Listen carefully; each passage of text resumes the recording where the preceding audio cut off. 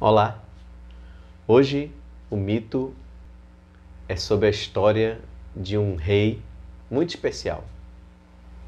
Um rei chamado Midas.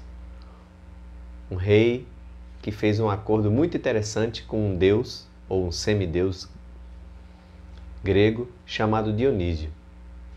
E embora, portanto, seja a história do rei Midas, nós não podemos desvincular a história de Dionísio deste mito. Mas antes, é importante que a gente sempre se recorde que, assim como os mitos romanos, a mitologia romana, como a mitologia grega, sempre foram utilizados para falar sobre os defeitos, sobre as qualidades, sobre os avanços, sobre as dificuldades, sobre a psicologia da vida humana. Hoje, a própria psicologia enquanto ciência se utiliza desses mitos para explicar comportamentos.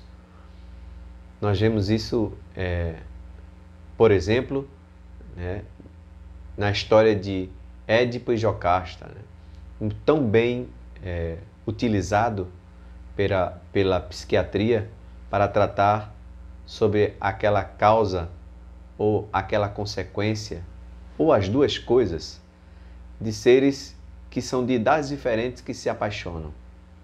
O complexo de Édipo, do jovem, do rapaz que se apaixona por uma mulher mais madura e vice-versa, ou do filho que se apaixona pela mãe, como foi o caso dele, sem que ele logicamente conhecesse.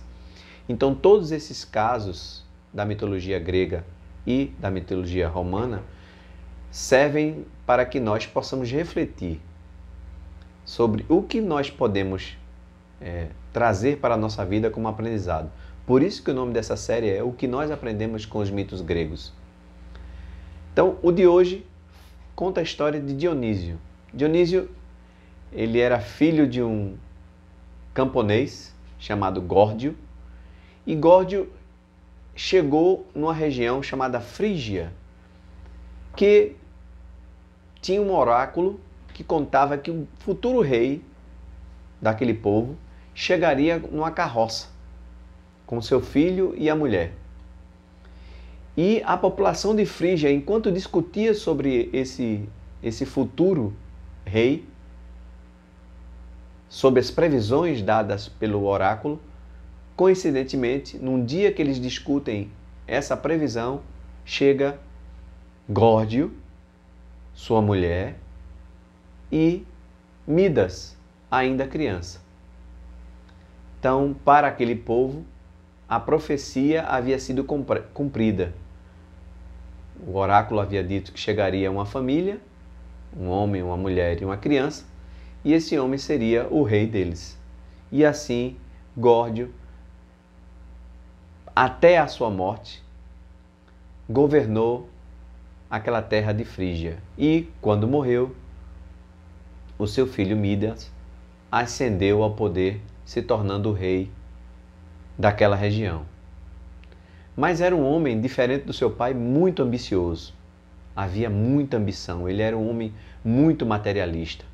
Fazia negócios com as mais variadas pessoas, sempre buscando uma vantagem financeira. Ele, inclusive, e aí isso é um capítulo à parte, faz um acordo com Ciro, o grande conquistador, aquele que havia tomado Babilônia e todo mundo conhecido. E tamanha era a sua ganância que certa vez essa ganância levou à desgraça.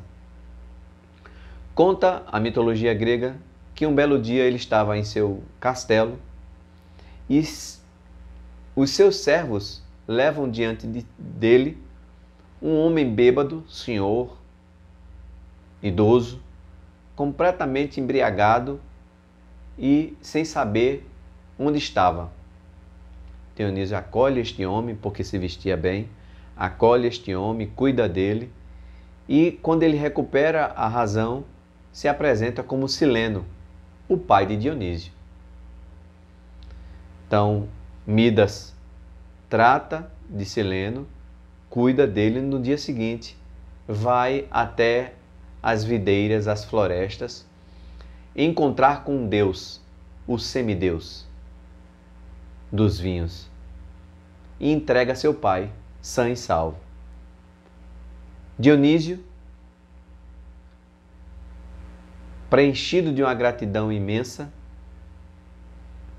olha para Midas e diz: peça o que você quiser, que se eu puder, realizarei o seu desejo.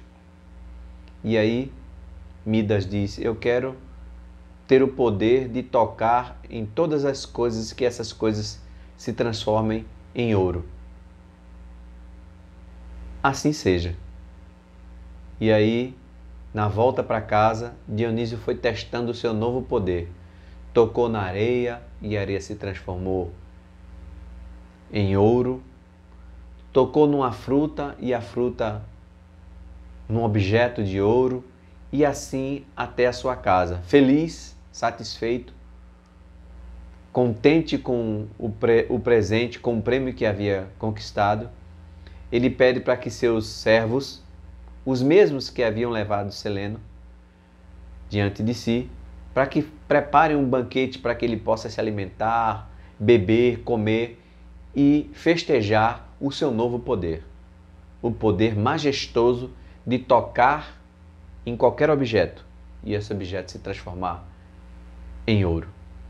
Acontece que quando os servos colocam sobre a mesa toda a sua comida e toda a sua bebida, ele se frustra porque ele percebe que toda vez que pega numa comida, a comida vira ouro. Se ele toca na taça de vinho, o vinho vira ouro e ele se desespera e percebe que vai morrer de fome, que não vai poder jamais se alimentar com as próprias mãos, porque tudo que ele tocaria viraria ouro. Nesse momento de desespero, a sua filha adentra a sua sala de jantar e, vendo o pai desesperado, querendo saber o que estava acontecendo, corre em direção dele e toca. Automaticamente, a sua única filha, porque ele já havia perdido os 2 filhos, aliás, Midas, segundo a mitologia, teve 3 filhos. 2 primeiros, que praticamente parece-se com a história de Caim e Abel, porque um mata o outro, e esse que sobrevive, o assassino, viaja para uma outra terra, que também é sua inimiga, e ele fica sozinho. Mais tarde ele tem a sua filha, que se chamava Foebe. E Foebe virou estátua de ouro. Ele, desesperado, porque havia percebido o grande engano que havia cometido com a sua ganância, volta à floresta. Algumas tradições dizem que ele se ajoelhou, agarrado com a filha estátua, e começa a orar para Dionísio. E outra versão diz que ele vai até a floresta, ao encontro de Dionísio, e lá pede, implora para que aquele poder pudesse ser retirado dele. E aí, Dionísio, que era um semideus muito benevolente, justo, honesto e digno, concede a ele a graça de voltar à normalidade e diz: tu deves ir até o rio Pactolo e lá te banhares. E tudo aquilo que tu tocares deve ser jogado dentro da água para que o feitiço possa ser desfeito. Ele correu com sua filha no braço, jogou a filha na água, se jogou e os 2 voltam à vida normal. Tomado de um arrependimento sem tamanho, de ganancioso, ele se torna um homem humilde, abandona o reino de Frígia e abraça a vida mais humilde e vai viver, inclusive, na floresta, servindo a Dionísio, ele e a sua filha. De uma ganância imensa, ele torna-se Midas, um homem servo daquele que havia lhe dado o poder e que também havia lhe dado a liberdade de escolha para ser o que ele quisesse. Como eu disse, essa história de Midas não pode ficar separada, logicamente, de Dionísio, que foi aquele que lhe deu o poder e que também tirou o poder de tocar as coisas e transformá-las em ouro. Dionísio também é um dos mitos gregos, muito interessante, e também se apresenta como um mito, assim como tantos outros, na mitologia romana. Dionísio, na mitologia romana, era chamado de Baco. E a história de Baco é que Zeus tem uma relação extraconjugal, como ele tinha com muitas humanas, traindo Hera com praticamente toda a humanidade que ele desejava, e engravida uma mulher chamada Semele, e Semele fica grávida de Dionísio. Mas Hera descobre e lança um feitiço, porque Hera era a deusa dos feitiços, e lança um feitiço que da próxima vez que Zeus aparecesse para ela, ele, em forma humana, ele se transformaria em Deus. Ela veria Zeus na forma normal, na forma divina. E aí, quando Zeus se apresenta para ela, para Semele, ela tem um susto e explode. Ela se vê diante do esplendor de Zeus e num susto explode e é despedaçada. Zeus, percebendo que ela estava grávida, retira dos pedaços do filho e da mãe o coração e pega o coração do filho, Dionísio ou Baco, e costura na própria coxa e cuida do filho até ele crescer e se transformar num ser humano normal. Zeus então doa aos cuidados de Sileno, aquele velhinho salvo por Midas. E por muitos e muitos anos, por toda a eternidade, Zeus protegeu seu filho das armadilhas de Hera. E Dionísio vai para a terra cuidar, como ele era filho de um também cuidador de parreiras, ganha o dom de, além de ser agricultor, ganha o dom de transformar as uvas do seu pai, das suas parreiras, nos melhores vinhos que a humanidade teve o gosto de experimentar. E Baco, para a mitologia romana, é o deus dos bacanais, uma festa que, segundo a mitologia romana, era a pior espécie de festejo que os seres humanos promoviam na Terra, junto inclusive com os deuses. Porque, como vocês devem lembrar, no Bacanal de Herodes, nós vemos bebidas, exacerbações, sexo, violência, tudo o que de mais primitivo havia no homem era associado a Baco, o deus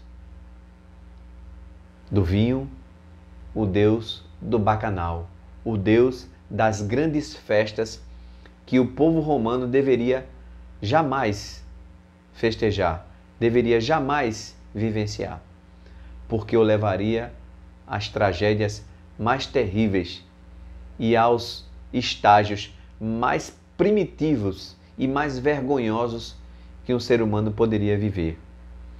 Então Dionísio e Baco transitam entre esses dois mundos mitológicos, de um lado, de uma forma mais benevolente, trazendo a vida e inclusive promovendo o ouro e os poderes que assim alguém desejasse, como no lado romano, das festas, das farras, dos bacanais e das coisas mais promíscuas. Então a história de Midas se confunde, como eu disse para vocês no início, com a história de Dionísio.